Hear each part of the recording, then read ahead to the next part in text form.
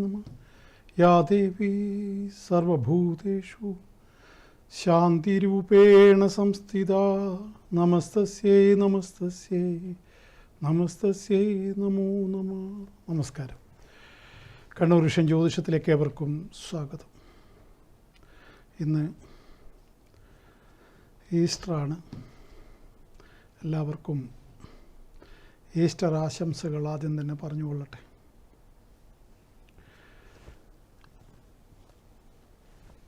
Easter ഉയിർപ്പിൻ്റെ പ്രത്യാശയുടെ ഒക്കെ പ്രതീകമാണ്.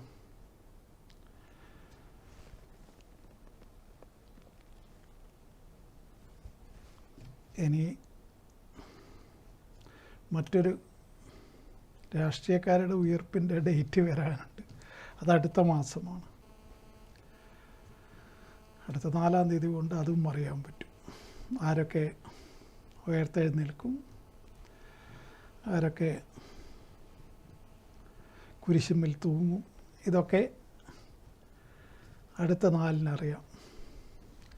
ഏതായാലും യേശു 2000 വർഷം മുമ്പേ ഉയർത്തെഴുന്നേറ്റു. അത് ഹിസ്റ്ററിയിൽ അതിങ്ങനെ കാലാകാലം പണ്ടൊക്കെ ആയിരുന്നു. കുട്ടിക്കാലത്ത് ധാരാളം ഈസ്റ്ററൊക്കെ ആഘോഷിച്ച ഒരോർമ്മ. എൻ്റെ നാട് ഇരട്ടിക്കപ്പുറം എടൂർ എന്ന് പറഞ്ഞ സ്ഥലത്താണ്, കോളിക്കടവ്. ഇടയ്ക്ക് ഈസ്റ്ററിന് വലിയ ആഘോഷങ്ങൾ പങ്കുകൂടിയിട്ടുണ്ട്. ഇപ്പോൾ തലശ്ശേരിയിൽ അതിനുള്ള സാഹചര്യങ്ങൾ വളരെ കുറവാണ്. ക്രിസ്തീയ സഹോദരന്മാരാണ് ഈസ്റ്ററിനൊക്കെ വിളിക്കുക. സംഗതി നമ്മളെല്ലാവരും ആഘോഷിക്കുമെങ്കിലും ഈസ്റ്ററും പെരുന്നാളും അതേപോലെ ഓണവും വിഷുവൊക്കെ ഒന്നിച്ച് ആഘോഷിക്കുമെങ്കിലും ഓരോരുത്തർക്കും ഓരോ വിഭാഗത്തിനും പ്രാധാന്യമുണ്ടല്ലോ. അതിൽ ക്രിസ്തീയ വിഭാഗത്തിന് ഏറ്റവും പ്രാധാന്യമുള്ള ഈസ്റ്ററും ക്രിസ്മസും. ഒരു പെരുന്നാളും, ഒരു ചെറിയ പെരുന്നാൾ, ഒരു വലിയ പെരുന്നാൾ. അത് ഇസ്ലാം മതവിശ്വാസിക്ക് പ്രധാനം. ഓണവും വിഷുവും ഹിന്ദുക്കൾക്ക് പ്രധാനം. എല്ലാവരും കൂടി പൊളിക്കുന്നത് ന്യൂ ഇയറുമാണ് ഞാൻ മനസ്സിലാക്കിയത്. പിന്നെ എല്ലാവരും ഈ ദിവസങ്ങളിൽ ഓണമൊക്കെ എല്ലാവരും ആഘോഷിക്കുന്നുണ്ട്. എങ്കിലും ഈസ്റ്റർ അധികവും, പ്രത്യേകിച്ചും അതിനോടനുബന്ധിച്ച് ഒരുപാട് ചടങ്ങുകളൊക്കെ ഉണ്ട്.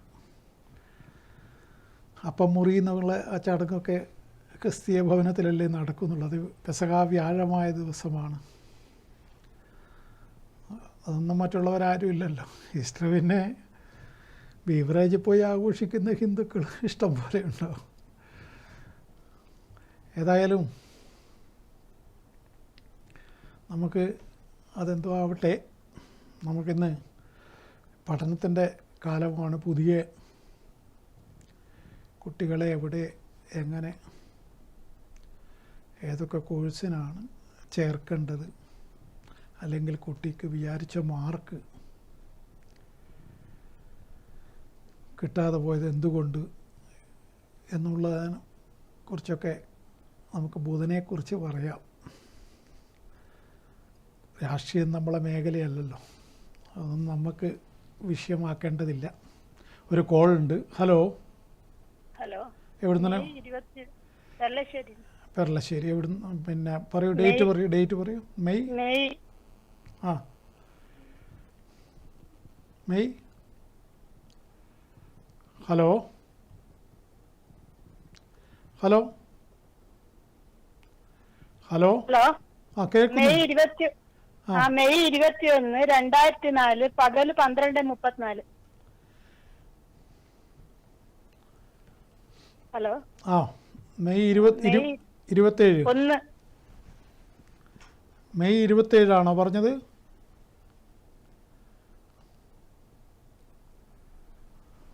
12 12:34 PM പകല്.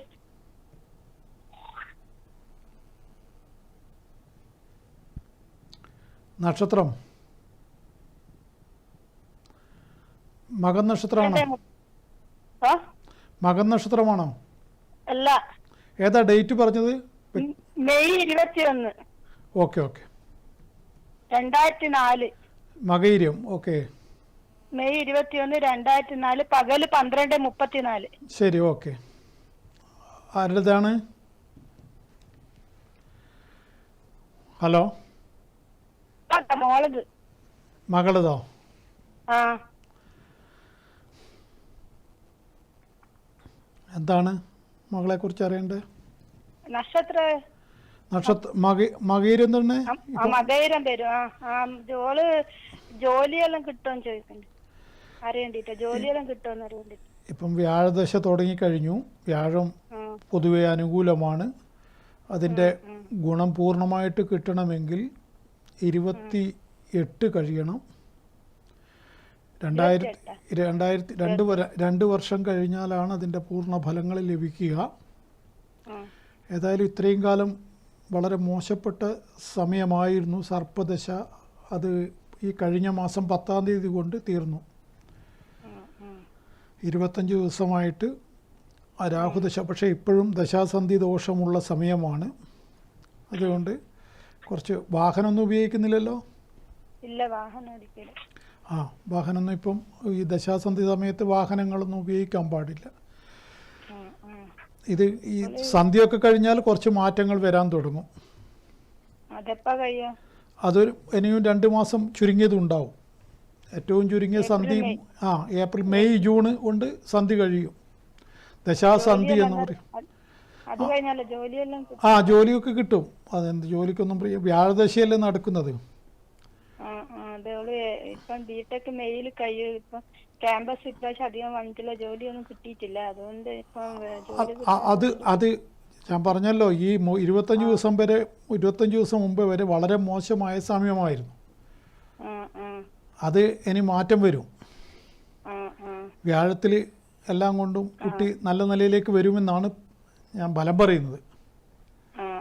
ഇപ്പം ശരീരവും കുറച്ച് ഉഷാറാകാൻ തുടങ്ങും. ശരീരം, ബോഡിയുടെ അവസ്ഥയൊക്കെ മാറ്റം വരും. ജോലിക്ക് പറഞ്ഞേക്കോണ്ടല്ലേ, പിന്നെ പഠിപ്പിക്കുക വേണ്ടേ? അല്ല, പഠിക്കാൻ താല്പര്യമുണ്ടെങ്കിൽ ഇനിയും തുടർന്ന് പഠിക്കട്ടെ, അതിനെന്താണ്. പിന്നെ ജോലി കിട്ടിയാ പുറത്ത് ഹൈദരാബാദ് അങ്ങനെ ദൂരെല്ലാം പറഞ്ഞേക്കാൻ കഴിയുക? അല്ല, അതിപ്പം എവിടെ വേണമെങ്കിലും പോകാലോ. അതിനിപ്പം എന്താണ്? അതിപ്പോൾ ആൺകുട്ടിയായാലും പെൺകുട്ടിയായാലും എവിടെയാണ് ഇപ്പം? യൂറോപ്പിലൊക്കെ അല്ലേ പോകുന്നത്. അക്കണക്കിന് ഹൈദരാബാദൊക്കെ എന്താണ്? ഇതിപ്പം മൊത്തം ലോകത്തിൻ്റെ അവസ്ഥക്കൊരു കുഴപ്പം വന്നിട്ടുണ്ട്. അത് കുറച്ച് കഴിഞ്ഞാൽ അങ്ങ് മാറുമല്ലോ. അപ്പോൾ ഇന്നിപ്പോൾ ഹൈദരാബാദിലൊക്കെ പോകുന്നോ, അല്ലെങ്കിൽ ഇപ്പം എൻ്റെ മകൻ തന്നെ ഹൈദരാബാദിലാണുള്ളത്. അതിനിപ്പോൾ എന്താണ്? എല്ലാം കുട്ടികളെ എവിടെയാണ്, ചെറുപ്പക്കാരായാലും ചെറുപ്പക്കാരികളായാലും അവരൊക്കെ ഇങ്ങനെ പോവുകയല്ലേ. അതൊക്കെ പണ്ടായിപ്പോയില്ലേ. ഇന്ന് അതൊന്നുമില്ലല്ലോ. 3 മാസം കഴിയണല്ലേ ജോലിയെല്ലാം? ജോലിയൊക്കെ ഈ ദശാസന്ധിയും കൂടി കഴിഞ്ഞാലേ ഒരു ക്ലിയറായി കിട്ടുള്ളൂ. അതുവരെ ഇങ്ങനെ ഒരു മാതിരി ഉണ്ടാവും. അതൊരു പിന്നെ ഇവക്ക് ഇപ്പൊ ടെൻഷനും ഉണ്ടാവും. ജോലി കിട്ടുമോ ഇല്ലയോ? ജോലി കിട്ടാതെ, അത് ജോലി അവള് പഠിക്കെല്ലാം ചെയ്യുന്നു, പക്ഷെ ജോലി കിട്ടാതെ കൊണ്ട് മനസ്സിനിപ്പം വിഷമം. അതെ, ജോലി കിട്ടിയില്ലല്ലോ. അത് ഈ സമയത്തിന്റെയും കൂടി പ്രത്യേകതയാണ്. പിന്നെ അമാവാസി യോഗമുള്ള ജാതകമാണ്. അതുകൊണ്ട് തന്നെ പിന്നെ എപ്പോഴും മനസ്സിന് ടെൻഷൻ തന്നെയാണ്. അത് അങ്ങനെ ഒരു പ്രശ്നമുണ്ട്. അത് ഏതായാലും ഈ പറഞ്ഞ വ്യാഴത്തിൻ്റെ ദശയിൽ അതിനെല്ലാം മാറ്റം വരും, നല്ല നിലയിലേക്ക് വരും. ഓക്കെ. കല്യാണമൊക്കെ വ്യാഴദശയിൽ ഓട്ടോമാറ്റിക്കായിട്ട് നടന്നുകൊള്ളൂ. അതിനെ പറ്റി ഒന്നും നമ്മൾ ചിന്തിക്കേണ്ട കാര്യം. അതിപ്പോൾ കുട്ടികളുടെ സൗകര്യമല്ലേ. ഇപ്പം 21 വയസ്സല്ലേ ആയിട്ട്, 22 വയസ്സ് പൂർത്തിയാവുന്നല്ലേ ഉള്ളൂ. അതൊന്നും ഇപ്പം പെൺകുട്ടികൾ അവരെ തീരുമാനിക്കുന്ന പോലെയല്ലേ. പണ്ടത്തെ പോലെ 19 വയസ്സാകുമ്പോൾ ഉടനെ കല്യാണം, അങ്ങനെയൊന്നും ഇല്ലല്ലോ. അതെല്ലാം മാറ്റം വന്നില്ലേ. അവളെപ്പോഴാണെന്ന് വെച്ചാൽ അവൾ ഏത് സമയത്തൊക്കെ ഈ വ്യാഴദശയിൽ കല്യാണം നടക്കുന്നതിന് പ്രയാസം വരില്ല. Okay okay okay. അപ്പോൾ ഞാൻ പറഞ്ഞത്, ഇപ്പോൾ ഇതേപോലെ പഠനത്തിൻ്റെ കാര്യത്തിൽ ഞാൻ ഇതിനു മുമ്പേ പറഞ്ഞിട്ടുണ്ട്. ബുധൻ്റെ ശക്തിക്കനുസരിച്ചിട്ടാണ്, ബുധനും ഒപ്പം വ്യാഴത്തിനും ബലമുണ്ടെങ്കിലാണ് അറിവിൻ്റെയും ജ്ഞാനത്തിൻ്റെയും ഒക്കെ, അല്ലെങ്കിൽ അക്കാഡമിക്കലായിട്ടുള്ള വിദ്യാഭ്യാസം പ്രധാനമായിട്ടും ബുധനെ കൊണ്ടാണ്. ഈ ബുധന് വരുന്ന ദോഷങ്ങൾ പലപ്പോഴും പഠനത്തെ ബാധിക്കുന്നതായിട്ട് കണ്ടുവരുന്നു. ബുധന് നീചാവസ്ഥ, മൗഢ്യം, മറവ്, അഷ്ടമാധിപത്യ ദോഷം, ദുരിതാധിപത്യ ദോഷം, ഇത്തരത്തിലുള്ള ദോഷങ്ങളൊക്കെ ബുധന് വന്നു കഴിഞ്ഞാൽ ആ വ്യക്തി പഠനത്തിൽ വേണ്ട രൂപത്തിൽ, അതായത് അയാൾക്ക് തന്നെ എവിടെയൊക്കെയോ പഠനകാര്യത്തിൽ തടസ്സം വരുന്നതായിട്ട് അനുഭവപ്പെടും.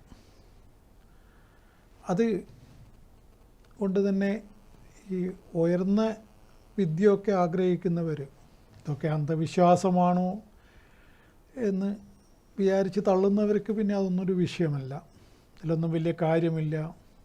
കാരണം ജ്യോതിഷം ഇപ്പോൾ ഏറ്റവും കൂടുതൽ വിമർശനത്തിന് വിധേയമായിക്കൊണ്ടിരിക്കുകയാണ്. ഇപ്പോൾ ജ്യോതിഷം എന്താണ്, അതൊരു വ്യാജ സയൻസാണെന്നൊക്കെ ഉള്ള പ്രചരണം വളരെ കൂടുതലായി നടക്കുകയാണ്. പക്ഷേ ഒരു ഫീൽഡിൽ 28 വർഷമായിട്ട് വർക്ക് ചെയ്യുന്ന ഒരു മനുഷ്യൻ എന്നുള്ള രൂപത്തിൽ നമ്മൾക്ക് ചില കാര്യങ്ങൾ മനസ്സിലായിട്ടുണ്ടാവുമല്ലോ. ആ കാര്യങ്ങൾ മാത്രമാണ് ഞാൻ പറയുന്നുള്ളൂ. അല്ലാതെ ഈ നമ്മളെ സോഷ്യൽ മീഡിയ നവമാധ്യമങ്ങളിൽ കാണുന്ന വർത്തമാനങ്ങൾ കണ്ടിട്ടാണ് പലരും ഇതിനെ വിലയിരുത്തുന്നത്. അത് അവരുടെ ആ വർത്തമാനത്തിന് കാര്യവുമുണ്ട്. കാരണം അത്രമാത്രം യാതൊരു അർത്ഥവുമില്ലാതെ ജ്യോതിഷത്തിൻ്റെ പേരിൽ അതിഭീകരമായ തട്ടിപ്പ് നടക്കുന്ന ഒരു മേഖലയും കൂടിയായി മാറിക്കഴിഞ്ഞു. അത് എളുപ്പത്തിൽ അവരെ വശീകരിക്കാനുള്ള ചില വർത്തമാനങ്ങളും ചില പറ്റിക്കാൻ വരുന്നവർക്കുണ്ടാകുന്നൊരു പ്രത്യേകതയുണ്ടല്ലോ, അതൊക്കെ ഇപ്പം ഈ മേഖലയിൽ കൊടികുത്തി വാഴുകയാണ്. അതിന് യൂട്യൂബും മറ്റ് ഇൻസ്റ്റയും ഇതൊക്കെ ഉപയോഗിക്കുന്നുണ്ട്. കാരണം ചെറുപ്പക്കാരധികവും ഇൻസ്റ്റയിലാണല്ലോ. അപ്പോൾ അവരെ പിടിക്കാൻ വേണ്ടി ഇപ്പോൾ എൻ്റെ മകൻ തന്നെ എന്നോട് പറഞ്ഞിട്ടുണ്ട്, നമുക്ക് ഇൻസ്റ്റയിൽ ഒരു പോഡ്കാസ്റ്റ് അടിച്ചിറക്കണം, എന്നാലേ ആവട്ടെ എന്ന് ഞാനും പറഞ്ഞു. കാരണം അവൻ പറയുന്നത് പുതിയ ലോകത്തിൽ പുതിയ കളി കളിക്കാത്തവർക്ക് യാതൊരു സാധ്യതയുമില്ല. ഞാൻ പറഞ്ഞു തട്ടിപ്പിനും വെട്ടിപ്പിനൊന്നും ഞാനില്ല, ഇത്രയും കാലം ഉണ്ടാക്കിയ ഒരു വിശ്വാസ്യതയുണ്ട്, അത് നിലനിർത്തിക്കൊണ്ടായാൽ നമുക്ക് നോക്കാം. മറ്റേ ഇപ്പോൾ മാർക്കറ്റിങ്ങിൻ്റെ ഭാഗമായിട്ട് എന്തെങ്കിലും പറയുക, അത് ജനങ്ങളെ പറ്റിക്കുന്ന രൂപത്തിലുള്ള സംഭാഷണം, അതിനൊന്നും വയ്യ എന്ന് പറഞ്ഞു. കാരണം എനിക്ക് ദേവി തന്ന നാവാണ്, ആ നാവ് തെറ്റായിട്ട് ഉപയോഗിക്കാൻ പാടില്ല. അപ്പോൾ മറ്റുള്ളവർക്കതൊന്നും വിഷയമല്ല. ദേവിയുടെ അനുഗ്രഹത്താൽ വർത്താനം പറയുന്ന ഒരു വ്യക്തി അത്തരത്തിലുള്ള പണിയെടുത്താൽ ദേവിക്ക് തന്നെ പിടിക്കാതെ വരും. അതുകൊണ്ട് ഞാൻ അതിനൊന്നും ഇല്ലെന്ന് പറഞ്ഞു. നേരായ വഴിയിൽ എന്താ പറയേണ്ടതെന്ന് വെച്ചാൽ പറയാം എന്നവനോട് പറയുകയും ചെയ്തു. അതാണ് ഒരു പോളിസി വേണമല്ലോ മനുഷ്യനായാൽ. ശരിയായാലും തെറ്റായാലും പോളിസി ഉണ്ടാവണം. ആ പോളിസി ഇല്ലെങ്കിൽ പോയില്ലേ മനുഷ്യന്. ഒരു കോളുണ്ട്. ഹലോ, ഹലോ, എവിടെ നിന്നാണ് വിളിക്കുന്നത്? വിളിക്കുന്നത് കാടാച്ചിറ. പറയൂ, ഡേറ്റ് പറയൂ. 1998 ഫെബ്രുവരി 14. 1998 ഓക്കെ, ഫെബ്രുവരി 14 രാവിലെ 9:50. 9:50. ആരുടേതാണെന്ന് പറയൂ. മോളതാണ്. മകളുടെയോ? ആ, ഉത്തര നക്ഷത്രം. അതെ. എന്താണ് മകളെ കുറിച്ച് അറിയേണ്ട വിഷയം? എന്താണ്? ജോലിയും പിന്നെ കുട്ടികളായിരിക്കാം. ഇപ്പം വയസ്സ് 28ആയി. വിവാഹം കഴിഞ്ഞോ? കഴിഞ്ഞ 3 കൊല്ലായി. ശരി. പിന്നെ ജോലിയുടെ ആണോ അറിയേണ്ടത്? ഓ, ജോലിയും പിന്നെ കുഞ്ഞുങ്ങളില്ല. എന്തോ ക്ലിയർ ആവുന്നില്ല ഞാൻ നിങ്ങൾ പറയുന്നത്. അവിടുത്തെ ഇതൊന്ന് കുറക്കൂ, വോളിയം കുറക്കൂ. ഓടെ നോക്കാം.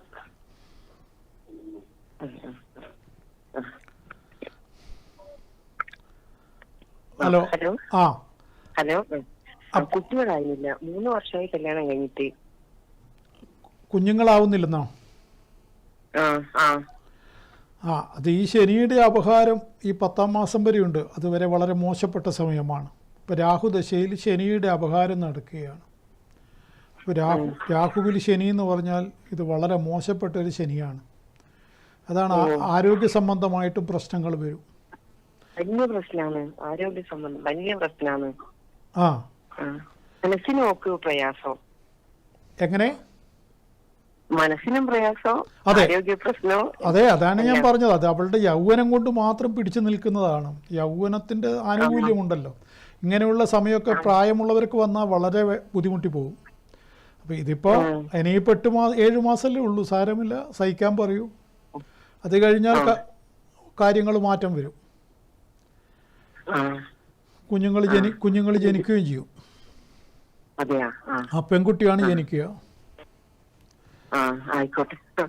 അപ്പോൾ അതുകൊണ്ട് പേടിക്കാനൊന്നുമില്ല. ഇപ്പോഴുള്ള ഈ ഒരു അതികഠിനമായ കാലദോഷം വ്യക്തമായിട്ട് അത് പറയാതിരിക്കാൻ പറ്റില്ല. പിന്നെ വീഴുന്നത് നോക്കാൻ പറയണം. പെട്ടെന്ന് ഈ മഴക്കാലമൊക്കെ തുടങ്ങുമ്പോൾ വീഴ്ചയുടെ ഒരു സൂചനയും കൂടിയുണ്ട്. അതുകൊണ്ട് വളരെ ശ്രദ്ധിക്കണം. പിന്നെ അതേപോലെ ജോയിൻറ്റിനൊക്കെ പെയിന് വരാം. അങ്ങനെ പലമാതിരി പ്രശ്നങ്ങളാണ് അനുഭവത്തിൽ വരിക. അപ്പോൾ ഈ പറയുന്ന നേരത്തെ പറഞ്ഞ സംഭവം നടന്നു കഴിഞ്ഞല്ലോ, എന്താ പറയുക, സന്താന സംബന്ധമായിട്ട് ദോഷം, അതൊക്കെ ഇതിൻ്റെ ഭാഗമായിട്ടാണ്. ഇങ്ങനെ ലഗ്നത്തിൽ ശനി നിൽക്കുന്ന സമയത്ത് ദുരിതപതിയായ ശനി ലഗ്നത്തിൽ നിൽക്കുകയാണ്. അപ്പോൾ അത് സർപ്പത്തിൻ്റെ ദശയും. അപ്പോൾ സ്വാഭാവികമായിട്ടും ഒരുപാട് പ്രശ്നങ്ങൾ ആ വ്യക്തി നേരിടേണ്ടി വരുമെന്നാണ്. ഏതായാലും ഭർത്താവ് അനുകൂലമായിട്ടാണ് കാണുന്നത്. ഭർത്താവിനെ കൊണ്ട് നേട്ടവും കാണുന്നുണ്ട്. അത് വലിയൊരു സമാധാനമാണ്. ഭർത്താവ് നമുക്ക് ഒരു ജീവിത പങ്കാളി അനുകൂലമായി നിൽക്കുക നല്ല വിവരമുള്ള ഒരുത്തനാണ്. അപ്പോൾ അതുകൊണ്ട് അയാൾ അനുകൂലമാണ്. അതുകൊണ്ട് എന്തിനേയും തരണം ചെയ്യാൻ പറ്റുമല്ലോ. എപ്പോഴും പങ്കാളിയുടെ പിന്തുണ എന്ന് പറഞ്ഞാൽ ചെറിയ കാര്യമല്ലല്ലോ. അപ്പോൾ അതുകൊണ്ട് കല്യാണം കഴിഞ്ഞൊരു പെണ്ണിനെ സംബന്ധിച്ചോളം അത് പങ്കാളി ശരിയാവണമല്ലോ. അപ്പോൾ പങ്കാളി ഇവിടെ ശരിയായിട്ടുണ്ട്. അതുകൊണ്ട് തന്നെ ഇതിനൊക്കെ തരണം ചെയ്ത് പോകാനൊക്കെ പറ്റും. ഈ പറഞ്ഞ കാലത്തിന് ശേഷം സന്താനങ്ങൾ ജനിക്കുകയും ചെയ്യും. ഇപ്പോൾ ഉള്ള ദോഷത്തിന് പരിഹാരങ്ങൾ ചെയ്യുന്നത് നല്ലതാണ്. അങ്ങനെ താല്പര്യമുണ്ടെങ്കിൽ എന്നെ നേരിട്ട് ബന്ധപ്പെടുക. ഓക്കെ, ഞാൻ പറഞ്ഞത് മനസ്സിലായല്ലോ? ജോലിയും ഈ പറഞ്ഞ പീരീഡിന് ശേഷം ജോലിക്ക് ശ്രമിച്ചാൽ കിട്ടും. അതൊന്നും അതിന് കണക്കായ പഠനം നടത്തിയിട്ടുണ്ടെന്ന് ഈ കാണുന്നു. അപ്പോൾ അത് നിശ്ചയമായിട്ടും ഈ സമയത്തിന് ശേഷം ജോലിക്ക് ശ്രമിക്കുക. മെയ് മാസം ഒരു PSC ഉണ്ട്, അതില് ശ്രമിക്കുന്നുണ്ട്, കിട്ടുമെന്നുള്ള ഇതാണ്. അല്ല, അതിപ്പോ ശ്രമിച്ചു കഴിഞ്ഞാലും കിട്ടാൻ കുറച്ച് കഴിയുമല്ലോ. 26 10-ാം മാസം വരെയാണ് കാലദോഷം. അത് കഴിഞ്ഞാലല്ലേ ഇപ്പം PSC ഏത് ശ്രമിച്ചാലും കിട്ടിയാലും എന്തായാലും ഇപ്പം PSC എഴുതി ഉടനെ പിറ്റേ ദിവസം ജോലിയൊന്നും കിട്ടില്ലല്ലോ. അപ്പോൾ ആ ജോലി കിട്ടാനാകുമ്പോഴേക്കും സമയം തെളിയുമെന്നാണ് ഞാൻ പറഞ്ഞത്. ആയിക്കോട്ടെ. Okay okay okay. അപ്പോൾ ഞാൻ പറഞ്ഞത് ഈ ബുധന് ഉണ്ടാവുന്ന ബലഹാനി വ്യക്തിയെ പഠനകാര്യങ്ങളിൽ വളരെയേറെ ദോഷപ്പെടുത്തും. ബുധൻ ഏറ്റവും ബലവാനായി നിൽക്കുന്നത് കന്നിരാശിയിൽ ഉച്ചത്തിൽ നിൽക്കുന്നു. അതേപോലെ മിഥുനൻ രാശി, അവിടെയും സ്വക്ഷേത്ര ബലവാനായിട്ടാണ് ബുധൻ നിൽക്കുക. അങ്ങനെയുള്ള രാശികൾ ലഗ്നമോ അതേപോലെ കേന്ദ്രമോ ഒക്കെ ആയി വന്നാൽ ആ ജാതക കർത്താവ് പഠനത്തിൽ വലിയ ബുദ്ധിമുട്ടില്ലാതെ മുമ്പോട്ട് പോവുക തന്നെ ചെയ്യും എന്ന് പറയുന്നുണ്ട്. പിന്നെ ബുധന് മാത്രം ഒരു പ്രത്യേകത പറയുന്നുണ്ട്. മറിഞ്ഞ ബുധന് നിറഞ്ഞ വിദ്യ എന്നൊരു ചൊല്ലുമുണ്ട്. രാശി മറിഞ്ഞ് കിടക്കുക, അതായത് 6, 8, 12 ബുധൻ നിൽക്കുന്നു എന്ന് വെച്ചിട്ട് അയാൾക്ക് പഠനത്തിന് അങ്ങനെ തന്നെ ദോഷം വന്നു പോകും എന്നൊന്നും ചിന്തിക്കരുത്. കാരണം ഈ യൂട്യൂബിലൊക്കെ കണ്ടിട്ട് ഇങ്ങനെ പലരും ഇങ്ങനെ ടെൻഷൻ അടിക്കുന്നതുകൊണ്ടാണ് പറയുന്നത്. അത് നല്ല ബലമുള്ള ബുധനാണെങ്കിൽ ആ ബുധനും നമ്മളെ വലിയ ബുദ്ധിമുട്ടിക്കില്ല. ബുധൻ്റെ ബലഹാനിയാണ് പലപ്പോഴും വിദ്യക്ക് തടസ്സമുണ്ടാക്കുന്നത് എന്നാണ് മനസ്സിലായിട്ടുള്ളത്. ബുധൻ ചൊവ്വാക്ഷേത്രത്തിലെ ബുധൻ, അതായത് മേടം വൃശ്ചികം, പിന്നെ മീനത്തിൽ ബുധൻ നീചനാണ്. ബുധൻ എന്താണ്, ആണും പെണ്ണും കെട്ട ഗ്രഹമായിട്ട് ഒരു കൺസെപ്റ്റാണ് ജ്യോതിഷത്തിൽ. ഈ ജ്യോതിഷത്തിലുള്ള കൺസെപ്റ്റാണ്. അപ്പോൾ അങ്ങനെ ഒരു ഗ്രഹമാണ്. പിന്നെ ആരോടാണോ ചേരുന്നത് അയാളെയും കൂടി ആ കുഴപ്പവും കൂടി പിടിച്ച് എടുക്കും. ഇപ്പോൾ ഉദാഹരണം, പാപനോട് ചേർന്ന ബുധൻ പാപനായി മാറും, അങ്ങനെയൊക്കെ ഉണ്ട്. അതൊക്കെ അതൊന്നും നിങ്ങൾ സാധാരണ വിശ്വാസി മനസ്സിലാക്കേണ്ട കാര്യമല്ല. ഏതായാലും ഇത്തരത്തിൽ ഉദാഹരണം വലിയ മെഡിക്കൽ രംഗത്തൊക്കെയോ അല്ലെങ്കിൽ സയൻറ്റിസ്റ്റ് എന്നുള്ള രൂപത്തിലോ അല്ലെങ്കിൽ എൻജിനീയറിങ്ങിലോ അല്ലെങ്കിൽ ഇപ്പോൾ ചാർട്ടേഡ് അക്കൗണ്ടൻറ്റ് ആകാൻ ആഗ്രഹിക്കുന്നവരുണ്ടാവും. അത്തരക്കാരൊക്കെ കുറച്ചുകൂടി ഉയർന്ന പടിയിലേക്ക് പോകണം. ഇപ്പം കോഴ്സുകൾ ആരാലും പറയാനാവില്ല. ദിവസവും എന്ന് പറഞ്ഞ പോലെ പുതിയ പുതിയ കോഴ്സുകൾ ലോഞ്ച് ചെയ്യുന്നു. അതൊക്കെ ഒരു ജ്യോതിഷിയും ഇപ്പം ഞാനൊക്കെ അങ്ങനെയുള്ള കാര്യങ്ങളൊന്നും വലിയ സംസാരിക്കാറില്ല. അത് കാരണം ഒരാളെ കൊണ്ടും പറയാൻ പറ്റാത്ത രൂപത്തിലായിക്കഴിഞ്ഞു. ഇപ്പോൾ ഈ എഐയുടെയും ഇനിയിപ്പോൾ എഎമ്മിൻ്റെ കാലം വരുന്നു. അങ്ങനെയുള്ള കാലഘട്ടത്തിൽ നമ്മൾ പണ്ടത്തെ ആ പരിമിതമായ ജ്യോതിഷമൊക്കെ പഠിക്കുന്ന കാലത്ത് പിന്നെ 5 10 തൊഴിൽ അത് വെച്ചിട്ട് അത് ഇന്ന് പിന്നെ ഗ്രഹങ്ങളെ കൊണ്ട് ചിന്തിക്കണം. ഇപ്പം വ്യാഴത്തിനെ കൊണ്ട് അധ്യാപകനാകാൻ പറ്റുന്ന ജാതകമാണോ, സൂര്യനെ കൊണ്ട് ഡോക്ടറാകാൻ പറ്റുമോ, അതൊക്കെ ചിന്തിക്കും. അങ്ങനെ ഓരോരോ ഗ്രഹങ്ങളെ കൊണ്ടും ഇപ്പം ഗണിതത്തിലെ ഏറ്റവും വലിയ അക്കൗണ്ടൻറ്റ് അല്ലെങ്കിൽ അന്നത്തെ കാലത്ത് കോമേഴ്സാണല്ലോ, ബുധന ശക്തിയുള്ള ഒരു കോമേഴ്സൊക്കെ എടുത്ത് MCOM ഒക്കെ എടുത്ത് അങ്ങനെ പോകാം. ഇത്തരത്തിൽ ചിന്തിക്കുന്ന ആ കാലം കഴിഞ്ഞു. ഒരു ജ്യോതിഷിക്കും ഇപ്പോൾ ഏതൊക്കെ കോഴ്സുകൾ എടുത്താലാണ്, ഏതൊക്കെ ഗ്രഹങ്ങൾ എങ്ങനെയൊക്കെ നിന്നാലാണ് ഏത് കോഴ്സാണ് എടുക്കേണ്ടതെന്നൊന്നും പറയാനാവില്ല. അത്രമാത്രം കോഴ്സിൽ വെറൈറ്റികൾ, വൈവിധ്യങ്ങൾ വന്നു കഴിഞ്ഞു. ഇനി എത്രയോ വരാനുണ്ട്, നമ്മൾക്കാർക്കും ചിന്തിക്കാൻ പറ്റാത്ത രൂപത്തിൽ. ഇപ്പം ഡോക്ടർമാർ തന്നെ പണ്ട് MBBS എടുക്കുക, MD ചെയ്യുക, തീർന്നു. അതിൻ്റെ അപ്പുറം പിന്നെ ഒരു ഗൈനക്കോളജിസ്റ്റ്, ഒരു മറ്റേ ഇത് എന്നൊക്കെ പറഞ്ഞിട്ട് ഇപ്പം അങ്ങനെയാണോ? ഓങ്കോളജി വേറെ, മറ്റേത് വേറെ, മറിച്ചത് വേറെ, ഇങ്ങനെയല്ലേ പോകുന്നത്. ഗാസ്ട്രോ എൻട്രോളജി എന്നെല്ലാം പറഞ്ഞാൽ നമ്മൾ പേടിച്ചു പോകും. അപ്പോൾ അത് വയറ് പരിശോധിക്കുന്ന ഡോക്ടറാണ്. ഇത്തരത്തിൽ കോഴ്സുകൾ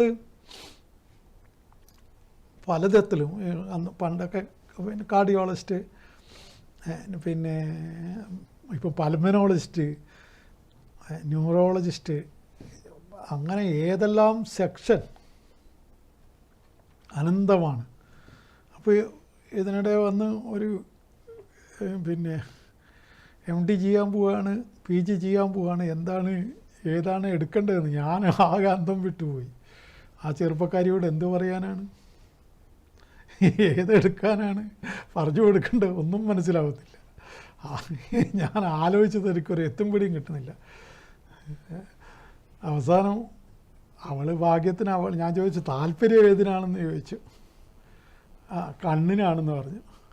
ഭാഗ്യത്തിന് 10ാം ഭാവം സൂര്യനുമായിട്ട് ബന്ധപ്പെട്ടതാണ്. ഞാൻ പറഞ്ഞു അത് തന്നെ മതി എന്ന് പറഞ്ഞിട്ട് സമാധാനിപ്പിച്ച് വിട്ടു.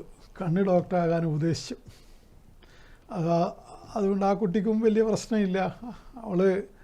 അവൾ ആഗ്രഹിച്ചത് അത് തന്നെ ഞാൻ പറഞ്ഞതും. അത് പിന്നെ 10ാം ഭാവം സൂര്യനുമായിട്ട് ബന്ധപ്പെട്ടുകൊണ്ടാണ് അത് പറഞ്ഞു കൊടുക്കാൻ പറ്റി. അത് തന്നെ പോകട്ടെ, നല്ല കണ്ണ് ഡോക്ടറായിട്ടും പേരെടുക്കാൻ പറ്റുമെന്ന് പറഞ്ഞിട്ട് ഞാൻ അനുഗ്രഹ വചനങ്ങളെല്ലാം കൊടുത്ത് പറഞ്ഞു വിട്ടു. ഒരു കോളുണ്ട്, ഇതിലേക്ക് വരാം. ഹലോ, ഹലോ, എവിടെ നിന്നാണ് വിളിക്കുന്നത്?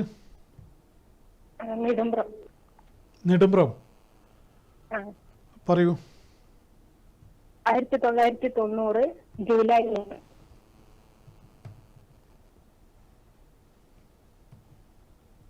സമയം രാത്രി 9:55.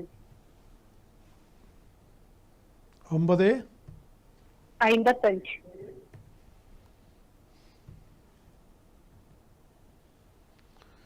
ചിത്തിര, വിശാഖം. എത്രാം തീയതിയാണ് പറഞ്ഞു? ജൂലൈ 3. ജൂലൈ 3. ആ, ശരി. വിശാഖം. ആരുടേതാണെന്ന് പറയൂ. എന്റേത് തന്നെ. എന്താണ് അറിയേണ്ട കാര്യം പറയൂ. നല്ല സമയമാണോ? നല്ല സമയമാണോ എന്ന് ചോദിച്ചാൽ ഇപ്പോൾ ബുധൻ്റെ ദശയാണ്. ബുധൻ നല്ല ബലവാനായി നിൽക്കുന്ന ബുധനാണ്. ഇപ്പം ജോലി ചെയ്യുന്നില്ലേ? ഇല്ല. ജോലി ഈ നിമിഷം വരെ ചെയ്തില്ലേ? ഇല്ല ഇല്ല. ശ്രമിക്കുന്നുണ്ടോ? ഇല്ല, ഒന്നും ശ്രമിച്ചിട്ടില്ല. ശ്രമിച്ചില്ലെന്ന് എനിക്കൊന്നും പറയാനില്ല. അല്ല, അത് വേണ്ടെന്ന് വെച്ചതാണോ സ്വന്തമായിട്ട്? അത്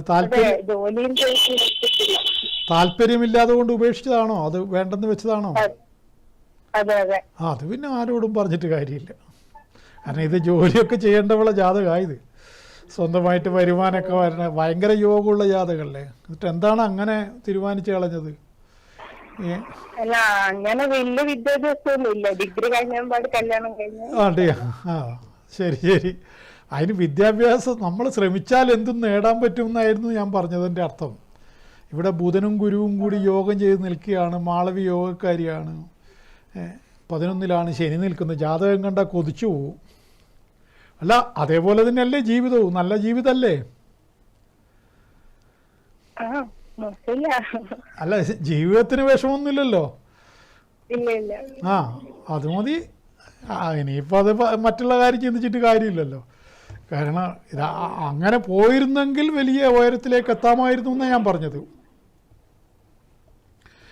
അതിനിപ്പം പിന്നെ പണ്ടാരോ പറഞ്ഞോളൂ ചത്തകുട്ടീൻ്റെ ജാതകം നോക്കണ്ട, അത് വിട്ടേക്കൂ. അല്ല, ഇങ്ങനെ ഒരു ഇത്രയും നല്ല ജാതകം ഉണ്ടായിട്ട് അതൊന്നും പൂർണ്ണതയിൽ എത്തിച്ചില്ലല്ലോ എന്നുള്ളൊരു പരാതി എനിക്കുണ്ട്. അതിപ്പോൾ ഒന്നും ചെയ്യാൻ പറ്റില്ലല്ലോ. വിശാഖക്കാരിയായതുകൊണ്ട് സ്വന്തം തീരുമാനമായിരിക്കുമല്ലോ. മറ്റു വേറെ ആര് പറഞ്ഞാലും അന്നൊന്നും കേൾക്കില്ലല്ലോ. വിശാഖല്ലേ, വിശാഖത്തിന് അങ്ങനെയുണ്ട്. പിന്നെ അന്ന് അപ്പോൾ അതുകൊണ്ട് എനിക്ക് പഠിക്കണ്ടെന്നങ്ങ് വിചാരിച്ചു. പിന്നെ എന്ത് ചെയ്യാനാ? പിന്നെ ചിലപ്പോൾ അതുകൊണ്ട് ഇനി അതൊന്നും പറഞ്ഞിട്ട് കാര്യമില്ല. ഏതായാലും ജീവിതത്തിന് വേറെ തടസ്സങ്ങളൊന്നുമില്ല. ഇപ്പം നടക്കുന്നത് ബുധൻ്റെ ദശ 31 വരെയുണ്ട്. അതിനുശേഷം പിന്നെ കേതുവാണ്, അതും കുഴപ്പമില്ല. പിന്നീടാണ് ഏറ്റവും വലിയ സൗഭാഗ്യങ്ങൾ ശുക്രദശ. യോഗകാരകനായ ശുക്രൻ അത് പിന്നീട് 20 കൊല്ലമുണ്ട്. 38 ശേഷം 50. അതായത് ചുരുക്കി പറഞ്ഞാൽ കാലദോഷം ഇപ്പം അടുത്ത കാലത്തൊന്നും കാണുന്നില്ല. ഒരു 70 വയസ്സ് വരെ ഇങ്ങനെ തന്നെ പോവും വണ്ടി നല്ല നിലയിൽ. 70. അതിനുശേഷം ചില അസുഖങ്ങളൊക്കെ വന്നേക്കാം, അത്രമാത്രം. ഏതായാലും വേറെ ഒരു തടസ്സവും കാണുന്നില്ല.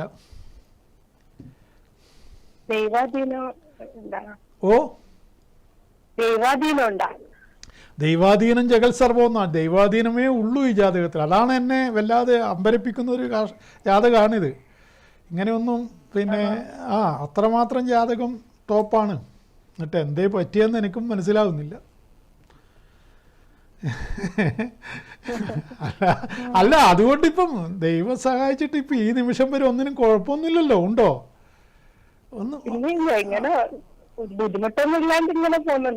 അത്രയല്ലേ. അതൊക്കെ അങ്ങനെ അത് എളിമയോടുകൂടി പറയുന്നു എന്നല്ലാതെ നല്ല ജീവിതമാണ് നയിക്കുന്നതെന്നാണ് ഞാൻ കാണുന്നത്. അത് പക്ഷേ സ്വന്തം നിലയിലും കൂടി ഉണ്ടെങ്കിൽ അത് ഭയങ്കരമാവുമായിരുന്നു എന്ന് മാത്രമേ ഞാൻ ഉദ്ദേശിച്ചിട്ടുള്ളൂ. അതിനി പറഞ്ഞിട്ട് കാര്യവുമില്ല. ഏതായാലും ഇപ്പോൾ നയിക്കുന്ന ജീവിതം ഇനി ഒട്ടും കുറയാതെ മുമ്പോട്ട് പോകാൻ പറ്റും. ഞാൻ പറഞ്ഞ മനസ്സിലായല്ലോ. അത് മേൽക്കുമേലെ അഭിവൃദ്ധി അല്ലാതെ, പ്രോസ്പെരിറ്റി അല്ലാതെ താഴോട്ട് പോകുന്ന ഒരു ലക്ഷണവും ഞാനിവിടെ കാണുന്നില്ല. എല്ലാം നന്നായി വരട്ടെ. ഓക്കെ. മക്കളെ കുറിച്ചിട്ട് മക്കളെല്ലാം വളരെ വളരെ ഭയങ്കരമായിട്ട് വരും. മക്കളൊക്കെ 2 എണ്ണല്ലേ ഉള്ളൂ. അതെ. അതൊന്നും അവർക്കൊന്നും ഒരു പ്രശ്നവും ഞാൻ കാണുന്നില്ല. ഭർത്താവുമായിട്ട് നല്ല ബന്ധം തന്നെയാണ്. എങ്ങനാ? അല്ല, ഭർത്താവുമായിട്ട് നല്ല ബന്ധം തന്നെയാണ്. ഒന്നിനും ഒരു കുഴപ്പവും കാണുന്നില്ല. Okay okay. Okay okay. അപ്പോൾ ഞാൻ പറഞ്ഞത്, ഇപ്പം ഞാൻ പറഞ്ഞ കോളറോട് ഞാൻ പറഞ്ഞ മറുപടി നിങ്ങൾ ശ്രദ്ധിച്ചു കാണുമല്ലോ. അതായത് ജാതകത്തിൽ യോഗം ഉണ്ടായിട്ട് കാര്യമില്ല, അത് പൂർത്തീകരിക്കാൻ ആ വ്യക്തിയും കൂടി ശ്രമിക്കണം. എങ്കിൽ മാത്രമല്ലേ പറ്റുള്ളൂ. ചിലപ്പോൾ ഈ ചെറിയ പ്രായത്തിൽ ഇത്തരത്തിൽ എന്നെപ്പോലുള്ള ഒരാളുമായിട്ട് സംസാരിച്ചിരുന്നെങ്കിൽ വിധി വേറെ ഒന്നാവുമായിരുന്നു. കാരണം നമ്മൾ അത്രമാത്രം ഇങ്ങനെ എന്താണ് പറയുക, മോട്ടിവേറ്റ് ചെയ്ത് സംസാരിക്കുമ്പോൾ ഏതൊരു കുട്ടിക്കായാലും എൻ്റെ ജാതകം ഇത്രമാത്രം സൂപ്പറാണോ, എന്നാൽ ഒരു കളി ഞാനും കളിക്കാം എന്ന് വിചാരിക്കും. ഇനിയിപ്പോൾ ആ ചെറുപ്പക്കാരിയോട് പറഞ്ഞിട്ട് കാര്യമില്ല, പ്രായം പോയി. അത് പിന്നെ അതാണ് കാണേണ്ട സമയത്ത് കൃത്യമായിട്ട് വ്യക്തികളെ കാണുന്നത്. എൻ്റെ ജീവിതത്തിൽ അങ്ങനെ ഒരു സംഭവം ഉണ്ടായിരുന്നു. ഒരു ചെറുപ്പത്തിലാകെ വഴിമുട്ടി നിൽക്കുന്ന സമയത്ത് ഒരു മഹാനെ കണ്ടുമുട്ടാൻ പറ്റി. അദ്ദേഹം തന്ന ഉപദേശങ്ങൾ അത് മറ്റാരുമായിരുന്നില്ല, നിത്യചൈതന്യയതി എന്ന് പറയുന്ന ഏറ്റവും വലിയ പണ്ഡിതനെയാണ് ഞാൻ പോയി കണ്ടത്. അദ്ദേഹം ഊട്ടി ഫേൺ ഹില്ലിലാണ്. അപ്പോൾ അത് ആകെ തകർന്ന് നിൽക്കുന്ന സമയത്ത് അദ്ദേഹത്തെ പോയി കണ്ടു. 33-ാം വയസ്സിൽ അദ്ദേഹം തന്ന ഉപദേശങ്ങൾ എന്നെ വലിയ രൂപത്തിൽ മാറ്റിമറിച്ചു. എന്തു ചെയ്യണമെന്നറിയാതെ വഴിമുട്ടി നിൽക്കുന്ന സമയത്തായിരുന്നു ആ കൂട്ടിമുട്ടൽ. നാരായണ ഗുരുവിൻ്റെ ശിഷ്യനാണ് നടരാജഗുരു. നടരാജഗുരുവിൻ്റെ ശിഷ്യനാണ് ഗുരു നിത്യചൈതന്യയതി. അദ്ദേഹത്തെയാണ് ഞാനന്ന് പോയി കണ്ടത്. ഞാൻ എൻ്റെ കണ്ണാലെ കണ്ട, ഞാൻ വർത്തമാനം പറഞ്ഞ മഹാന്മാരിലും പണ്ഡിതരിലും ഏറ്റവും അഗ്രഗണ്യനായിട്ട് എനിക്ക് തോന്നിയത്. വേറെയും 3-4 പേരുണ്ട്. അതിൽ പാണ്ഡിത്യം കൊണ്ട് എന്നെ അമ്പരപ്പിച്ച മനുഷ്യൻ ഇത് തന്നെയാണ്. സ്വപ്നത്തെ പോലും വിശകലനം ചെയ്യുമായിരുന്നു. ഭഗവത്ഗീതയുടെ ഭാഷ്യമൊക്കെ വായിച്ചു കഴിഞ്ഞാൽ നമ്മൾ തന്നെ അന്തം വിട്ടുപോകും. അദ്ദേഹത്തിനെല്ലാം അദ്ദേഹത്തിൻ്റെതായ ഒരു കാഴ്ചപ്പാടാണ്. പുതിയ ഇൻ്റർപ്രിട്ടേഷൻ ഏത് കാര്യത്തിനും വ്യാഖ്യാനങ്ങൾ നൽകാൻ മികച്ച പണ്ഡിതന്മാർക്ക് മാത്രമേ കഴിയുകയുള്ളൂ. അല്ലാത്തവർ പഴയ ട്രാക്കിലൂടെ മാത്രമേ സഞ്ചരിക്കുകയുള്ളൂ. ശരിക്കും പറഞ്ഞാൽ അത് തന്നെയാണ് പാണ്ഡിത്യത്തിൻ്റെ ലക്ഷണവും. പുതിയ കാഴ്ചപ്പാടുകൾ അവതരിപ്പിക്കുക. ഇപ്പോൾ എഴുത്തിലൊക്കെ അങ്ങനെ അദ്ദേഹം എഴുത്തിലും അത് തന്നെ ചെയ്തു. അദ്ദേഹത്തിൻ്റെതായ ഒരു പാത വെട്ടിത്തെളിച്ചു. അതേപോലെ വേറെയും ഒരുപാട് പേര് ലോക സാഹിത്യത്തിലൊക്കെ നോക്കിക്കഴിഞ്ഞാൽ നമുക്ക് മനസ്സിലാക്കാൻ പറ്റും. അവരുടെയൊക്കെ ജാതകം പരിശോധിച്ചാൽ ഇപ്പറഞ്ഞതുപോലെ ബുധൻ്റെ ഒക്കെ സ്വാധീനമുണ്ടാകും, വ്യാഴത്തിൻ്റെ സ്വാധീനമുണ്ടാകും. ഞാനീ പറഞ്ഞ യതി ശരിയായ ജ്യോതിഷത്തിൽ ഗുരുവിൻ്റെ ലക്ഷണം എന്ന് പറയുന്നുണ്ട്. കുടവയറ്, തടിച്ച പ്രകൃതം, വെളുത്ത നിറം, ഇങ്ങനെയൊക്കെ ഗുരുവിൻ്റെ ലക്ഷണങ്ങൾ പറയുന്നുണ്ട്. ആ അതേപോലെ ശനിയുടെ ഇങ്ങനെ പറയുന്നുണ്ട്. അതിൻ്റെ സ്വാധീനമുള്ളവരുടെ ഓരോ മനുഷ്യനെയും ഓരോ ഗ്രഹങ്ങൾ സ്വാധീനിക്കുമെന്ന് പറയുന്നുണ്ട്. ആ സ്വാധീനിച്ച ഗ്രഹങ്ങളുടെ രീതികൾ, ഉദാഹരണം ചൊവ്വയാണ് സ്വാധീനിക്കുന്നുണ്ടെങ്കിൽ ആക്രമണ വാസന, ആയുധം പ്രയോഗിക്കുന്ന സ്വഭാവം, ഒന്ന് പറഞ്ഞ് രണ്ടാമത് കൈ കിട്ടി എന്തും എടുത്തിട്ട് മറ്റേ ഒരു അടിക്കുന്ന ആളില്ലേ, അതൊക്കെ ചൊവ്വയുടെ സ്വാധീനമായിരിക്കും.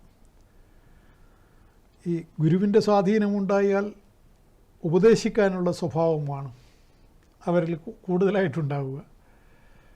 അതേപോലെ അത്തരം വ്യക്തികൾ ലെക്ചറാവുകയോ അല്ലെങ്കിൽ പ്രൊഫസറാവുകയോ അല്ലെ അധ്യാപകനാവുകയോ ഒക്കെ ചെയ്താൽ വളരെയേറെ ഷൈൻ ചെയ്യാൻ പറ്റും അവർക്ക്. ചില അധ്യാപകന്മാരുടെ ക്ലാസ് എടുപ്പിന് പ്രത്യേകതയുണ്ടല്ലോ. ശനിയുടെ സ്വാധീനം വന്നാൽ എന്തായാലും ഏഷണി കൂട്ടുക, തമ്മു തെറ്റിക്കുക, ഇതൊക്കെ സ്വാഭാവികമായിട്ട് ആ വ്യക്തിയിൽ വന്നു ചേരും. പിന്നെ വേണ്ടത്ര വൃത്തിയില്ലാതൊരു സ്വഭാവം, അടുക്കും ചിട്ടയും ഒന്നുമില്ലാത്ത സ്വഭാവം, ഇതൊക്കെ ശനിയുടെ സ്വാധീനം വന്നാലും വ്യക്തികൾക്കുണ്ടാകുന്നതാണ്. ഈ ചൊവ്വയുടെ സൂര്യൻ്റെ സ്വാധീനം വന്നു കഴിഞ്ഞാലാണ് വലിയ നേതാവൊക്കെ ആയിട്ട് അധികാരസ്ഥാനത്തും മറ്റൊക്കെ ഇരുന്ന് വിരാജിക്കുന്ന ആളില്ലേ, ഭയങ്കരമായിട്ട്. അത്തരം വ്യക്തികളുടെ ജാതകം നോക്കിക്കഴിഞ്ഞാൽ അവരിൽ സൂര്യൻ്റെ സ്വാധീനം അതിശക്തമായിട്ടുണ്ടാവും. അതാണ് ഒരു മനുഷ്യനെ എല്ലാ ഗ്രഹവും ഒരുമിച്ച് സ്വാധീനിക്കില്ല. ചിലപ്പോൾ ഒരു ഗ്രഹം അല്ലെങ്കിൽ ഒന്നോ രണ്ടോ ഗ്രഹം, ആ ഗ്രഹത്തിൻ്റെ സ്വാധീനങ്ങൾക്കനുസരിച്ചാണ് അയാളുടെ ജീവിതം മുമ്പോട്ട് പോവുക.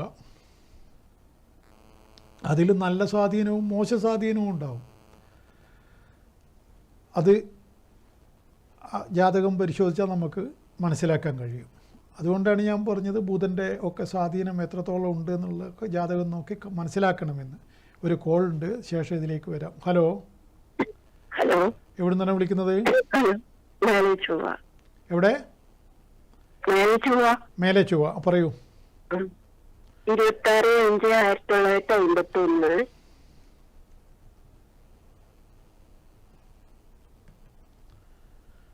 3:02 PM. 51 പറഞ്ഞത്? 5:01. ആ, 3:02 PM. 3:02 PM.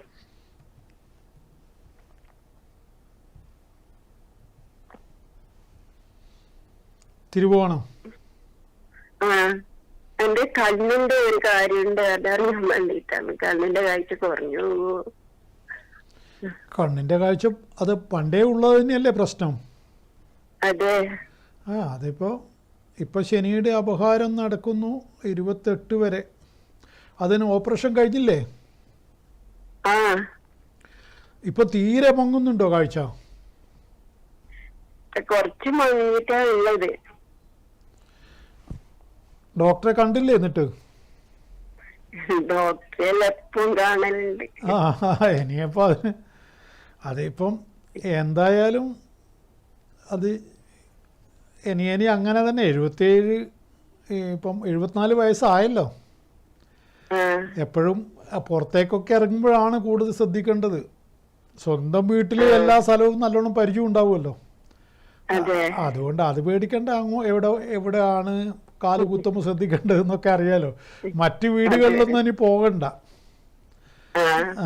അപ്പം അതൊക്കെ അതായിരിക്കണം നല്ലത്. മറ്റ് വേറെ വീടുകളിലൊക്കെ പോകുമ്പോഴാണ് നമുക്ക് പിന്നെ ഇത് ബന്ധു വീട്ടിലൊക്കെ പോകുമ്പോൾ അവിടുത്തെ വീടിൻ്റെ സാഹചര്യങ്ങളൊന്നും നമുക്ക് മനസ്സിലാക്കാൻ പറ്റില്ല. അപ്പം നമ്മളെ വീട്ടിൽ തപ്പിത്തടഞ്ഞങ്ങ് പോവുക തന്നെ. ഇനിയിപ്പോൾ എന്താ ചെയ്യുക? ഇനി കണ്ണിൻ്റെ ഞരമ്പുകൾ ക്ഷയിച്ചു വരികയല്ലേ. ഇനി കണ്ണിൻ്റെ ഒരു പരിധിവരെ ജാതകത്തിലുള്ള ദോഷം തന്നെയാണത്. അപ്പോൾ അന്നേരം ഇനി ആ കാഴ്ച ഇനി പഴയ മോഡലിലേക്കൊന്നും ഒരിക്കലും തിരിച്ചു വരാൻ സാധിക്കില്ല. ഇപ്പോൾ ഉള്ള ചെറിയൊരു മങ്ങലിൽ കാണുന്നില്ലേ? ചെറിയ ആ മങ്ങലിൽ അങ്ങനെ അങ്ങ് പോട്ടെ. കണ്ണട എപ്പോഴും പിന്നെ ഇനിയിപ്പം അതിൻ്റെ മാക്സിമം പവർ ആയിക്കഴിഞ്ഞല്ലോ അല്ലേ? അതെ അതെ. അതിന് ആ പുതിയ പിന്നെ ഇത് മാത്രം നല്ല ഗ്ലാസ് വെക്കുക, പരമാവധി പരമാവധി എവിടെയെങ്കിലും ഈ പിന്നെ എന്താണ് ഇറങ്ങുന്ന സ്ഥലത്തൊക്കെ ഈ ഇതൊക്കെ കൈവരിയൊക്കെ പിടിപ്പിക്കുക, അതൊക്കെ നല്ലതാണ്.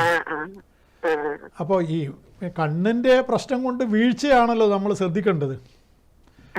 അത് ഒഴിവാക്കാനാണ്. അത് ഈ ബാത്റൂമിൽ അവിടെയൊക്കെ ഇങ്ങനെ ഒരു എന്താ പറയുക, നമ്മൾ കൈ പിടിക്കുന്ന സാധനങ്ങൾ ആശാരിയെ കൊണ്ട് അങ്ങനെയുള്ള സാധനങ്ങളൊക്കെ ചെയ്യിക്കുക. അതൊക്കെ പ്രാക്ടിക്കലായിട്ട് നോക്കുക, വീഴാതെ നോക്കുക. വേറെ അതെ, അല്ല അതാ ഇനി ഒന്നാമത് ഞാനിങ്ങനെ പറയുന്നത് 77 ഇപ്പോൾ ഉള്ള ബുധൻ്റെ ദശ കഴിഞ്ഞാൽ പിന്നെ 12ാം ഭാവത്തിലുള്ള കേതുവിൻ്റെ ദശയുണ്ട്. അപ്പോൾ ആ കേതുവിൻ്റെ ദശ 28-ന് ശേഷം ഈ ജാതകപ്രകാരമാണെങ്കിൽ ആയുസ് നല്ലോണം ഉണ്ട്.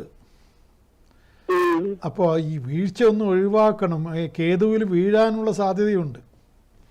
അപ്പോൾ അതുകൊണ്ടാണ് ഇങ്ങനെയൊക്കെ പ്രാക്ടിക്കൽ തലത്തിൽ ഞാൻ പറയുന്നത്. പിന്നെ ഒരു എന്താണ് ആദിത്യപുരം ആദിത്യ ക്ഷേത്രം എന്ന് പറഞ്ഞിട്ട് കോട്ടയത്തൊരു ക്ഷേത്രമുണ്ട്. അവിടെ ഒന്ന് പോവുക, അവിടെ ഈ ചന്ദനമുട്ടി രക്തചന്ദനമുട്ടി സമർപ്പിക്കുക. അതിൻ്റെ ബാക്കിയൊന്നും ചിന്തിക്കണ്ട. ആദിത്യപുരം ആദിത്യ ക്ഷേത്രം കോട്ടയത്തുനിന്ന് ഗണപതി ക്ഷേത്രത്തിന്റെ തൊട്ടടുത്താണ്. അവിടെ മള്ളിയൂർ ഗണപതിയുണ്ട്. ആ ഗണപതിയുടെ തൊട്ടപ്പുറമാണ് ഈ ക്ഷേത്രം സ്ഥിതി ചെയ്യുന്നത്. അപ്പോൾ അവിടെ പോയിട്ട് ആ സൂര്യൻ്റെ കേരളത്തിലുള്ള ഒരു പരിധിവരെ അതിൻ്റെ സൂര്യന് മാത്രം പ്രാധാന്യം കൊടുത്തുകൊണ്ടുള്ളൊരു ക്ഷേത്രം ഞാൻ ദർശനം നടത്തിയിട്ടുണ്ട് 2-3 തവണ. അപ്പോൾ അത് ഒരു പ്രത്യേകതയായിട്ട് എനിക്ക് തോന്നി. മറ്റൊരു നമ്മളെ സൂര്യനാരായണനൊക്കെ കതിരൂരൊക്കെ ഉണ്ടെങ്കിലും ഈ സൂര്യന് മാത്രം പ്രാധാന്യം കൽപ്പിച്ചുകൊണ്ട് അത് അവിടെയൊക്കെയുള്ള പിന്നെ ഇത് വിധികൾ വേറെയാണ് സൂര്യനാരായണ ക്ഷേത്രത്തിലൊക്കെ. മറ്റ് ഇവിടെ സൂര്യൻ്റെ തന്നെ ധ്യാന ശ്ലോകവും സൂര്യൻ്റെ തന്നെ മന്ത്രങ്ങളും ഒക്കെ ചൊല്ലിക്കൊണ്ടുള്ള പരിപാടി ഞാൻ നമ്പൂതിരിയായിട്ട് സംസാരിച്ചിരുന്നു. അപ്പോൾ അത് അങ്ങനെ ഒരു ക്ഷേത്രം ആ സ്ഥലത്തിൻ്റെ പേര് തന്നെ ആദിത്യപുരം എന്നാണ്.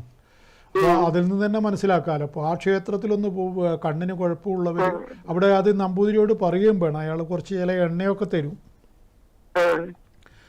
കണ്ണിലൊഴിക്കാനുള്ള. പിന്നെ കണ്ണിന് പവർ, നിലവിലുള്ള പവർ നഷ്ടപ്പെടാതിരിക്കാൻ വേണ്ടി ആയുർവേദ വിധിപ്രകാരമുള്ള അതൊക്കെ ചെയ്യുക. എന്നിട്ട് ഇങ്ങനെ മുമ്പോട്ട് പോവുക. വേറെ ഒന്നും അധികം ചിന്തിച്ച് തലമുണ്ടാക്കണ്ട. പഞ്ചാക്ഷരി മന്ത്രം ജപിക്കുക, ഓം സൂര്യായ നമ എന്നുള്ള അതും ജപിക്കുക. പിന്നെ അതേപോലെ ആദിത്യ ഗായത്രി ജപിക്കുന്നത് നല്ലതാണ്.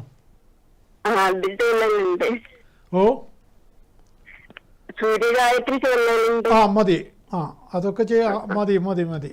അപ്പോൾ ഏതായാലും കണ്ണിൻ്റെ ആള് സൂര്യനാണ്. അപ്പോൾ അതുപോലെയൊക്കെ അങ്ങനെയൊക്കെ പോകട്ടെ. ഓക്കെ. എങ്ങനെയെങ്കിൽ ഈ വണ്ടി ഓടിച്ച് നമ്മൾ എത്തിച്ചേരണം. ആവട്ടെ. ശരി. അപ്പോൾ ഞാൻ പറഞ്ഞത് അതുകൊണ്ട് തന്നെ പിന്നെ ബുധൻ്റെ ദശ നടക്കുന്ന സമയത്താണ് വിദ്യാഭ്യാസമെങ്കിൽ ആ ബുധന് ബലമുണ്ടെങ്കിൽ വളരെയേറെ ഗുണം ചെയ്യുമെന്ന് പറയുന്നുണ്ട്. പക്ഷെ അതെല്ലാവർക്കും ബുധൻ്റെ ദശ പഠനകാലത്ത് കിട്ടിക്കൊള്ളണമെന്നില്ല. പിന്നെ ഉത്രട്ടാതി, പൂയം, അനിഴം ഈ നക്ഷത്രക്കാർക്കാണ് അധികവും ബുധൻ്റെ ദശ പഠനകാലത്ത് കിട്ടുക. അവർക്ക് ബുധൻ ബലവാനും കൂടിയാണെങ്കിൽ പഠനത്തിലൊക്കെ അടിച്ച് മുമ്പോട്ട് പോകാനുള്ള സാധ്യതയുണ്ട്. ഈ പഠനകാലത്തും മറ്റൊക്കെ ശനിയും രാഹുവൊക്കെ വരുന്നവരാണ് കൂടുതൽ സൂക്ഷിക്കേണ്ടത്. അവരുടെ പഠനമാണ് എല്ലാം കൂടി കുളത്തിലായി പോകുന്നത് പലപ്പോഴും അവർക്കാണ്. അപ്പോഴും ബുധന് ജാതകത്തിൽ നല്ല ബലമുണ്ടെങ്കിൽ ആ വ്യക്തി തീർച്ചയായിട്ടും പഠനം ഒരു തുമ്പില്ലാതെ ആയി പോവില്ല. അയാളുടെ പഠനത്തിൽ അയാൾ എങ്ങനെയെങ്കിലും അയാൾ മുന്നേറി വരിക തന്നെ ചെയ്യും. ഈ സമയം എത്ര കേടുണ്ടെങ്കിലും. പിന്നെ ഞാൻ പണ്ടേ പറയുന്നുണ്ടല്ലോ, യോഗത്തിനാണ് പ്രാധാന്യം. യോഗം നല്ലതുണ്ടോ ഇല്ലയോ എന്നുള്ളതാണ് വലിയ വിഷയം. ആ യോഗമുണ്ടെങ്കിൽ ആണ് നമുക്ക് ഇതൊക്കെ നേടിയെടുക്കാൻ പറ്റും. ഒന്നിനും ഒരു വിധിയില്ല. യോഗമില്ലെങ്കിൽ പിന്നെ ഒന്നും പറഞ്ഞിട്ട് കാര്യമില്ലല്ലോ. ആ വ്യക്തിക്ക് ആദ്യം യോഗം ഉണ്ടോ എന്ന് നോക്കണം. അത് മറ്റൊരു കാര്യം. ജാതകത്തിൽ അതിന് വലിയ പ്രാധാന്യമുണ്ട്. നല്ല യോഗങ്ങൾ ഉണ്ടെങ്കിൽ അത് അനുഭവിക്കുക തന്നെ ചെയ്യും. അതേപോലെ തന്നെയാണ് മോശം യോഗങ്ങളും അതിലേറെയുണ്ട്. ഇത് രണ്ടും ചിലർക്ക് വളരെ കൂടുതലായിട്ട് ഉണ്ടാവും. രണ്ട് യോഗങ്ങളും മോശവും നന്മയും. അന്നേരമാണ് രണ്ടിൻ്റെയും ഫലങ്ങൾ സമ്മിശ്രമായിട്ട് വരും. അപ്പോൾ അതൊക്കെ വ്യക്തികൾ ശരിയായ ജ്യോതിഷ പഠനം നടത്തിയ മനുഷ്യരുമായിട്ട് സംസാരിച്ചു കഴിഞ്ഞാൽ കൃത്യമായ നിഗമനത്തിൽ നിങ്ങൾക്ക് എത്തിച്ചേരാൻ പറ്റും. മറിച്ച് ഈ യൂട്യൂബിൽ കാണുന്ന എന്താ പറയുക, തട്ടിപ്പുകാരുമായിട്ട് വെറുതെ പോയിട്ട് ചാറ്റ് ചെയ്ത് പൈസ കളഞ്ഞ്, അതാണിപ്പം നടക്കുന്നത്. ആർക്കും ഇപ്പം ഇങ്ങനെയൊന്നും ജ്യോതിഷിയൊന്നും പോയി കാണാനും ചർച്ച ചെയ്യാനും ഒന്നും വലിയ താല്പര്യമില്ല. മറിച്ച് ഇങ്ങനെ കാണുന്ന ആളുകൾക്ക് വെച്ചാൽ മിനിറ്റിന് 35 റുപ്യ, 70 റുപ്യ, 100 റുപ്യ എന്നൊക്കെ പറയുന്ന പലതരത്തിലുള്ള ആൾക്കാരുണ്ട്. അപ്പോൾ അവരുമായിട്ട് ഇങ്ങനെ ചാറ്റ് ചെയ്യുക. ഈ പറയുന്ന ആ വ്യക്തിക്ക് എന്തെങ്കിലും അറിയാമോ? ഇല്ല. അയാളൊന്നും പഠിച്ചിട്ടുമില്ല. അയാളുടെ പേര് പോലും ഇപ്പുറം ഇരിക്കുന്ന ആൾക്ക് അറിയില്ല. അങ്ങനെ മേൽവിലാസം ഇല്ലാതെ ആൾക്ക് എന്തും പറയാം. അങ്ങനെ പറഞ്ഞിട്ട് ഒരു വ്യക്തി ഞാനുമായിട്ട് ഫോണിൽ സംസാരിച്ചു 2 ദിവസം മുമ്പേ. അതുകൊണ്ടാണ് ഞാൻ പറഞ്ഞത്. അയാൾ പറഞ്ഞതൊക്കെ യാതൊരു ശാസ്ത്രവുമായിട്ട് ഒരു ബന്ധവുമില്ലാത്ത കാര്യങ്ങളാണ്. അപ്പോൾ ഇവനെ എൻ്റെ വർത്തമാനമാണോ അയാളുടെ വർത്തമാനമാണോ സ്വീകരിക്കേണ്ടതെന്നുള്ള കൺഫ്യൂഷനായി. ഞാനപ്പോൾ ഇങ്ങനെ ചോദിച്ചു, അയാളുടെ പേരെന്ത്, അയാളുടെ അഡ്രസ്സ് എന്ത്, അതൊന്നും അറിയില്ല. ഞാൻ പറഞ്ഞു, ഞാൻ ഇന്നേ അഡ്രസ്സുള്ള വ്യക്തിയാണ്, ഇത്ര കൊല്ലമായിട്ട് ഇന്നേ തലശ്ശേരി എന്നുള്ള നാട്ടിൽ ജീവിക്കുകയാണ് എന്നൊക്കെ ഞാൻ പറഞ്ഞു. ഇനി നിങ്ങൾക്ക് നിങ്ങളുടെ ഇഷ്ടമെന്ന് പറഞ്ഞ് ഞാൻ അയാളെ വിട്ടു. വേറെ എന്താണ് പറയുക അയാളോട്? ഇതാണ് അപ്പോൾ അവസ്ഥ. അപ്പോൾ അതുകൊണ്ട് ജ്യോതിഷം ഇങ്ങനെ നശിച്ചു പോകുമ്പോൾ അതിൻ്റെ ഇങ്ങനെയുള്ള ആൾക്കാരും അതിൽ വലിയ പങ്ക് വഹിക്കുന്നുണ്ട്, ഇത്തരം ജ്യോതിഷികൾ. അതുകൊണ്ട് അവരെ അടുത്തൊന്നും പോയി പെടാതിരിക്കാൻ നോക്കുക. ഏതായാലും പിന്നെ ഇന്നത്തെ നമ്മുടെ സമയം ഇവിടെ അവസാനിക്കുകയാണ്. ജ്യോതിഷ സംബന്ധമായ കാര്യങ്ങൾ അറിയേണ്ടവർക്കും ഒപ്പം പരിഹാര കർമ്മങ്ങൾ ചെയ്യേണ്ടവർക്കും എന്നെ ഇവിടെ കാണുന്ന 9388504419 എന്നുള്ള നമ്പറിൽ വിളിച്ച് ബന്ധപ്പെടാവുന്നതാണ്. ഓൺലൈനിലും ഓഫ്ലൈനിലും സേവനം ലഭ്യമാണ്. അതൊക്കെ നിങ്ങളുടെ തീരുമാനമാണ്. എന്നെ കാണുകയും കേൾക്കുകയും ചെയ്യുന്ന നിങ്ങൾക്ക് നന്ദി, നമസ്കാരം.